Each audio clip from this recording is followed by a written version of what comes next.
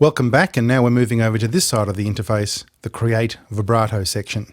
Using these controls, we can create a natural sounding vibrato to any voice. Now again, I'm going to use the supplied Antares examples to show this. So what we've got at the moment is a male voice just holding an R style tone. So here it is. So as you can hear, it's quite bland sounding, just a straight tone. So what we're going to do here is create a natural vibrato on top of this. Now there's 8 controls, 7 rotary controls, and this shape pop-up here. Now sine wave is probably the most natural sounding vibrato, so let's start with that. So we set that to sine wave. Now rate is the speed at which the vibrato will travel up and down its waveform. So now apart from changing that to sine wave, we're at the default setting for these other settings. So I'll play the voice now and let's see what it sounds like.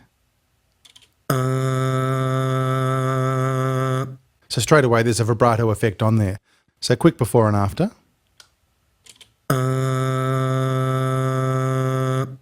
And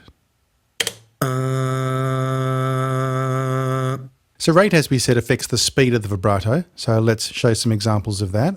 I'll turn it a lot faster now and you'll hear the difference. Right, so it's very unnatural at that sort of speed, and too slow, it'll sound quite warbly. So we'll double click on that and put it back to its default. Now I'll explain onset delay and onset rate together. Onset delay is the delay before which the vibrato begins to happen, and onset rate is the time that it takes from the beginning of the vibrato happening to the point that it's at its strongest. So it's important we understand the difference between those two. This one is the delay before any vibrato occurs, and this one is the speed at which the vibrato kind of ramps up, so to speak, from its beginnings to its maximum point.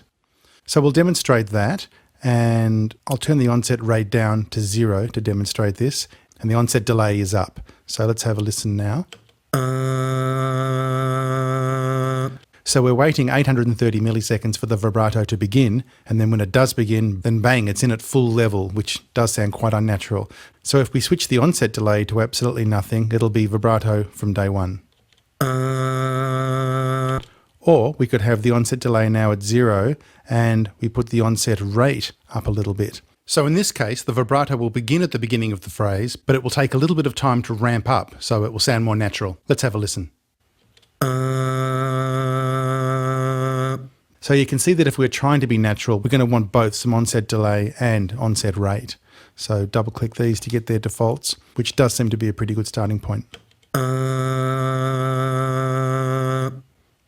Next we'll move on to these 3 controls here, and we'll come back to variation here at the end. Now the pitch amount refers to how wide the pitch variations are in the vibrato. So to make this obvious, I'll just turn these delays off and it'll be on straight away. So let's hear how it is right now. Right, now if I push this up higher, you'll hear a wider pitch variation. So obviously it gets unnatural at these higher settings, but these can be used for effect as well. So that's the pitch amount up high.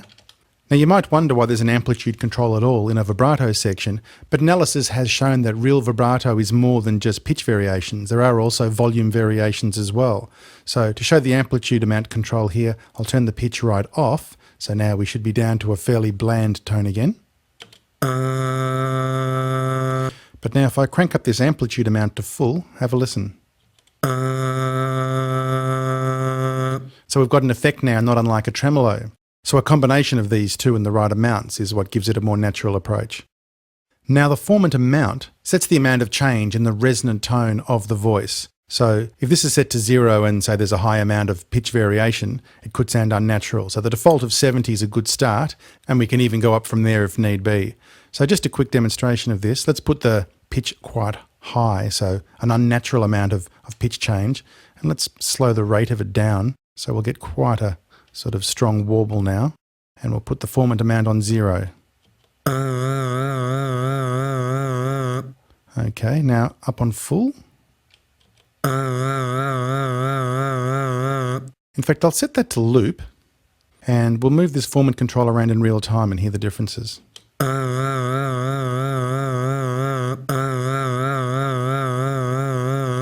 So you can hear there's some tone changes as we do that. But of course, we would never create a vibrato like this unless we were doing it for effect, but it gives you a chance to see how the controls work. Now, there are the other two wave shapes here. So the sine wave is the more natural one traditionally, but you can use a square wave as well, which is going to be 100% on, then 100% off each time, and that sounds like this. Of course, that's keeping these same exaggerated controls on down here. And a sawtooth wave, which has a sharp top every time it hits the top of the amplitude. So let's hear that.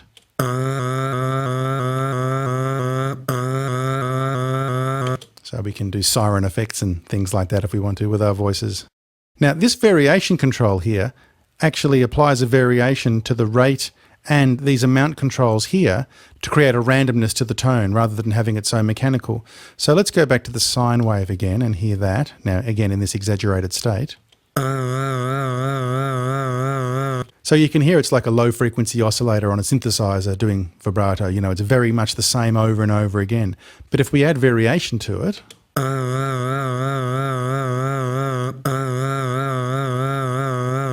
so now at these high numbers, the timing even goes out of it. So now if we go down to the default amounts again, just by double clicking on each of these,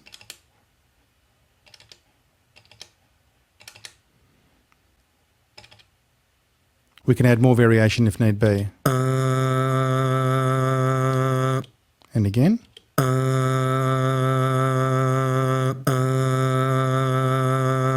So it allows us to humanise the voice again by putting in variations and warbles that may occur in real life, because a real singer is not going to vibrato exactly the same way like a machine. So very useful for that sort of thing. Now keep in mind that these settings are reset every time auto-tune detects a new pitch.